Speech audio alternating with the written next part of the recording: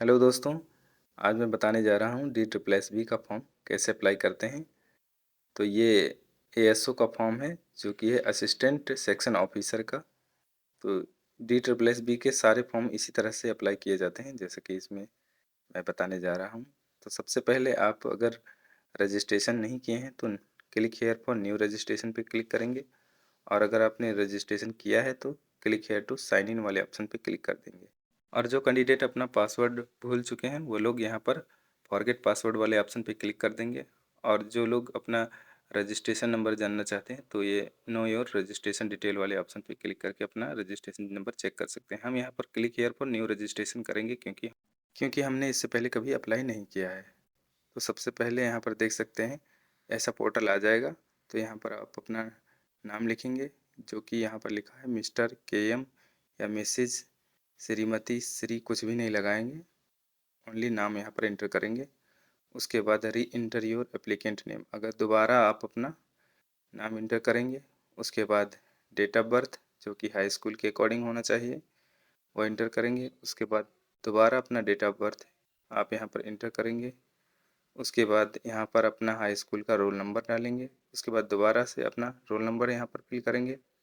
उसके बाद यहाँ पर दिया हुआ है पासिंग ऑफ 10th, आपने हाई स्कूल कब पास किया था, किस ईयर में। उसके बाद आप दोबारा अपना ईयर यहाँ पर एंटर करेंगे। उसके बाद जेंडर सिलेक्ट करेंगे। जेंडर सिलेक्ट करने के बाद आप नेशनैलिटी यहाँ पर सिलेक्ट कर लेंगे। इंडियन है तो इंडियन करेंगे, अगर इंडिया से हैं तो आउटसाइड इंडिया कर लेंगे। अपने पिताजी का नाम, फिर उसके बाद दोबारा पिताजी का नाम जो कि मिस्टर का प्रयोग नहीं होगा, यहाँ पर नोट में लिखा हुआ है।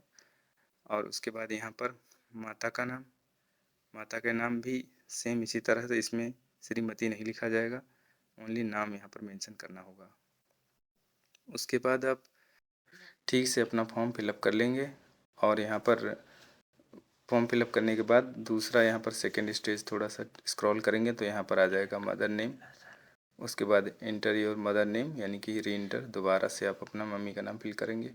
उसके बाद स्पाउस नेम यानी आप शादीशुदा हैं तो अपने हस्बैंड का नाम लिख सकती हैं, अगर लड़कियों के लिए है तो यहाँ पर स्पाउस नेम में इनका नाम पड़ता है। और उसके बाद री इंटर स्पाउस नेम, अगर नहीं है तो आप इसको छोड़ देंगे। और इसके बाद मोबाइल नंबर अपना इंटर करेंगे, फिर अपना री इंटर मोबाइल नंबर, दोबारा अपना यहाँ पर 0 और 91 का प्रयोग नहीं होगा, अपना खाली मोबाइल नंबर लिखेंगे 10 डिजिट का। उसके बाद ईमेल आईडी, फिर री इंटर ईमेल आईडी।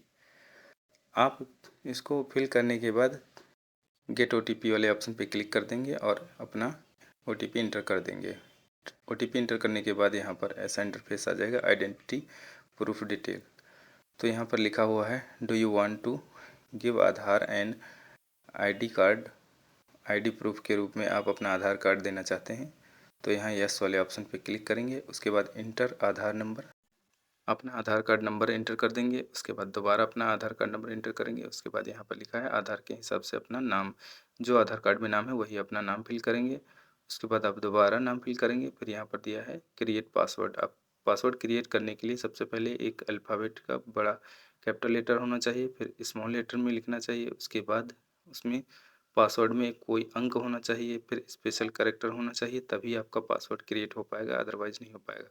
फिर दोबारा आप इसको पासवर्ड यहाँ पर एंटर करेंगे, सेम पासवर्ड। उसके बाद अंडरटेकिंग वाले ऑप्शन पे क्लिक करके प्रीव्यू कर लेंगे।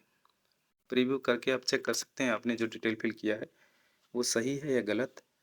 अगर सही है तो आप यहाँ पर नीचे आई हैव सीन वाले ऑप्शन पे क्लिक करके सबमिट कर देंगे।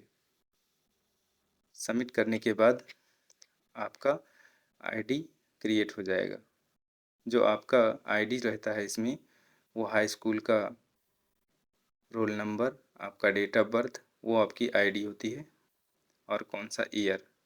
तो यहाँ पर हम लोग आईडी क्रिएट कर चुके हैं। साइन इन वाले ऑप्शन पे क्लिक कर देंगे। Click here to sign in वाले ऑप्शन पे जैसे ही क्लिक करेंगे यहाँ पर लिख के आ रहा है registered user sign in, enter registration number. तो आपका रजिस्ट्रेशन नंबर आपका डेट ऑफ बर्थ है। तो यहाँ पर जिस तरह से दिया है डेट ऑफ बर्थ डालेंगे। उसके बाद अपना हाई स्कूल का रोल नंबर, उसके बाद आपने हाई स्कूल कब पास किया हुआ था वो ईयर, और यहाँ पर जो आपने पासवर्ड क्रिएट किया था वो पासवर्ड डालेंगे। फिर नीचे आप कैप्चा कोड फिल कर देंगे। उसको फिल करने के बाद आप साइन इन कर देंगे। साइन इन करने के बाद यहाँ पर आपका रजिस्ट्रेशन नंबर दे दिया गया है, आपका नाम यहाँ पर आ गया है जो आपने रजिस्ट्रेशन करते समय फिल किया होगा। उसके बाद यहाँ पर आप देख सकते हैं जो आपने रजिस्ट्रेशन करते समय जो भी डिटेल फिल किया होगा वो यहाँ पर शो हो रहा है। तो सबसे पहले यहाँ पर दिया हुआ है नाम आपका और आधार नंबर, पिता का नाम, माता का नाम, और यहाँ पर है नेशनलिटी क्या है आपका, जेंडर क्या है, और यहाँ पर मोबाइल नंबर दिया है, ईमेल आईडी दिया है। आप मोबाइल नंबर या ईमेल आईडी पर मॉडिफाई भी कर सकते हैं। उसके बाद यहाँ पर अप्लाई फॉर न्यू एप्लीकेशन पे क्लिक करेंगे। क्लिक करने के बाद यहाँ पर आप देखेंगे आप किस पोस्ट के लिए अप्लाई करना चाहते हैं। तो हम यहाँ पर अप्लाई करना चाहते हैं असिस्टेंट सेक्शन ऑफिसर। इसका डेट है 24/2/2026 से 25/3/2026 तक आप अप्लाई कर सकते हैं। 100 रुपये फ़ीस है। आप अप्लाई नाउ वाले ऑप्शन पे क्लिक कर देंगे। क्लिक करने के बाद ये आपका डिटेल यहाँ पर आ जाएगा। पोस्ट डिटेल है आपका, उसके बाद आपका जो पर्सनल डिटेल है वो है, जो कि यहाँ पर आप मैरिड हैं तो मैरिड कर सकते हैं, अदरवाइज अनमैरिड करके आप नेक्स्ट कर सकते हैं। उसके बाद नीचे दिया है प्रेजेंट एड्रेस, आपका वर्तमान पता। तो आप यहाँ पर अपना वर्तमान पता भरेंगे। उसके बाद अपना परमानेंट एड्रेस, और अगर आपका परमानेंट एड्रेस और प्रेजेंट एड्रेस सेम है तो यहाँ पर सेम एज वाले ऑप्शन पे आप क्लिक कर देंगे। क्लिक करने के बाद आप यहाँ देख सकते हैं आपके यहाँ पर नीचे कैटेगरी दिया हुआ है। आप यहाँ पर जो भी कैटेगरी हैं सिलेक्ट कर लेंगे। हम यहाँ एसटी हैं तो एसटी सिलेक्ट कर लेंगे। उसके बाद आप सर्टिफिकेट नंबर यहाँ पर आप फिल करेंगे। उसके बाद इश्यू डेट, किस स्टेट ने इशू किया है वो स्टेट, आप किसने इशू किया है यानी सर्टिफिकेट कौन बनाया है आपका, तो वहाँ पर फिल कर देंगे। फिल करने के बाद आप थोड़ा स्क्रॉल करेंगे। स्क्रॉल करने के बाद आप यहाँ पर देखेंगे सब कैटेगरी दिया हुआ है। अगर आपका कोई सब कैटेगरी है तो आप इनमें से सिलेक्ट कर सकते हैं, अगर नहीं है तो आप इसको ऐसे ही छोड़ सकते हैं। यहाँ पर लिखा हुआ है डिवेरेड बाय बोर्ड और एनी अदर एजेंसी, आपको कभी इस बोर्ड द्वारा निकाला गया है तो नहीं, तो नो कर देंगे और सेव एंड नेक्स्ट पे क्लिक कर देंगे। क्लिक करने के बाद यहाँ पर अपलोड फोटोग्राफ एंड सिग्नेचर का ऑप्शन आ जाएगा। आप यहाँ पर दिया हुआ है कि 50 से 300 KB के बीच में आपका फ़ोटो होना चाहिए और 480 गुणे 672 पिक्सल्स में होना चाहिए और 96 DPI आपका होना चाहिए, या इंच में देख सकते हैं 5:7 है। आप यहाँ पर इसी हिसाब से अपना फ़ोटो रिसाइज कर लेंगे। तो सबसे पहले आप यहाँ पर देख लीजिए ऊपर दिया हुआ हाइट कितना होना चाहिए और विड्थ कितना होना चाहिए। पिक्सल्स में आप करते हैं तो पिक्सल्स में, अदरवाइज इंच में भी आप कन्वर्ट कर सकते हैं। तो सबसे पहले हम यहाँ पर गूगल क्रोम पर जाएंगे और यहाँ पर सर्च करेंगे photo resizer. Photo resizer search करने के बाद आप पहले वाले लिंक पर क्लिक कर देंगे, जो फर्स्ट लिंक है इस पर आप क्लिक करेंगे। क्लिक करने के बाद यहाँ पर आप सिलेक्ट इमेज वाले ऑप्शन पे जाके अपना जिस भी फ़ोटो को आप रिसाइज करना चाहते हैं उसको यहाँ पर आप सिलेक्ट कर लेंगे। हम यहाँ फ़ोटो सिलेक्ट कर चुके हैं। उसके बाद ये लॉक वाला ऑप्शन है, इस पर आप टच करेंगे ताकि लॉक हट जाए। आप इस लॉक वाले ऑप्शन पे आप क्लिक कर देंगे। लॉक को आप जैसे ही टच करेंगे लॉक हट चुका है। अब आप यहाँ पिक्सल्स में कन्वर्ट कर सकते हैं या इंच में, तो हम यहाँ इंच में कर रहे हैं। तो यहाँ पर विड्थ होना चाहिए आपका, जो चौड़ाई होना चाहिए वो है 5, और आपका होना चाहिए हाइट वो है 7 यानी 7। यहाँ पर फिल करने के बाद थोड़ा सा स्क्रॉल करेंगे और रेजुलेशन यानी DPI होना चाहिए वो 96 होना चाहिए यानी 96। उसके बाद आप थोड़ा सा यहाँ पर स्क्रॉल करके देखेंगे क्वालिटी यहाँ दिया हुआ है, यहाँ पर 90 है, हम लोग यहाँ 95 कर लेंगे ताकि और अच्छा KB थोड़ा सा बढ़ के आए। फिर यहाँ रिसाइज वाले ऑप्शन पे क्लिक कर देंगे। क्लिक करने के बाद यहाँ पर दिया है 52 KB का हमारा फ़ोटो रिसाइज हो चुका है। उसके बाद ये हम इसी वाले ऑप्शन पे जाएंगे, फ़ोटो वाले ऑप्शन पे, तो अपलोड पे क्लिक करेंगे। ब्राउज पे क्लिक करने के बाद यहाँ पर देख सकते हैं आपका फ़ोटो आ गया है। आप यहाँ क्लिक करके इसको यहाँ पर सिलेक्ट कर सकते हैं। उसके बाद ये नीचे दिया हुआ है अपलोड वाले ऑप्शन पे क्लिक कर देंगे। अपलोड वाले ऑप्शन पे जैसे ही आप क्लिक करेंगे आपका फ़ोटो यहाँ पर अपलोड हो जाएगा। फिर फ़ोटो अपलोड होने के बाद आप यहाँ पर नीचे आप थोड़ा सा नीचे स्क्रॉल करेंगे तो यहाँ पर सिग्नेचर का भी ऑप्शन है। ये ध्यान रहे कि आपका, देखिए यहाँ पर पहले से ही आपका डिसाइड है क्या क्या होना चाहिए। आप इसी हिसाब से फ़ोटो अपना रिसाइज करेंगे, या चाहे सिग्नेचर या लेफ्ट थंब इम्प्रेशन हो या फिर राइट थंब इम्प्रेशन हो, दोनों आप सभी इसके क्राइटेरिया जो भी दिया हुआ है इसी के हिसाब से आप फिल कीजिएगा। अदरवाइज आपका फ़ोटो या साइन या थंब अपलोड नहीं होगा। जो यहाँ पर आप देख सकते हैं दोनों साइड में यहाँ पर दिया हुआ है। उसके बाद आप यहाँ पर देखेंगे नीचे थोड़ा स्क्रॉल करके तो यहाँ पर साइन का ऑप्शन आ जाएगा। साइन वाले ऑप्शन पे दिया हुआ है कि क्या क्या होना चाहिए आपके उसमें। आप यहाँ पर सही ठीक तरीके से इसको पढ़ के आप यहाँ पर साइन को रिसाइज कर लेंगे। तो यहाँ पर दिया है विड्थ 140 पिक्सल और हाइट दिया हुआ है 110 पिक्सल, और जेपीजी फॉर्मेट में होना चाहिए। मैक्सिमम 40 केबी का होना चाहिए। 40 केबी का ऊपर आपका सिग्नेचर नहीं होना चाहिए। आप यहाँ पर इंस्ट्रक्शन दिया हुआ है, इसी के हिसाब से आप फिल कर सकते हैं।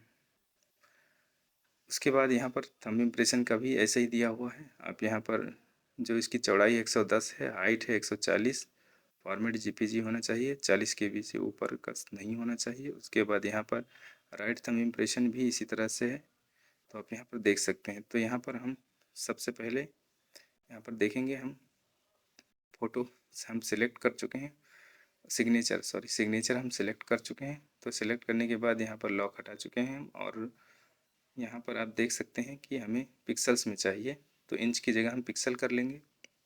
पिक्सल करने के बाद यहाँ पर सिग्नेचर में दिया हुआ है 140 पिक्सल, चौड़ाई 110, हाइट होना चाहिए। तो यहाँ पर आप लिख देंगे 140।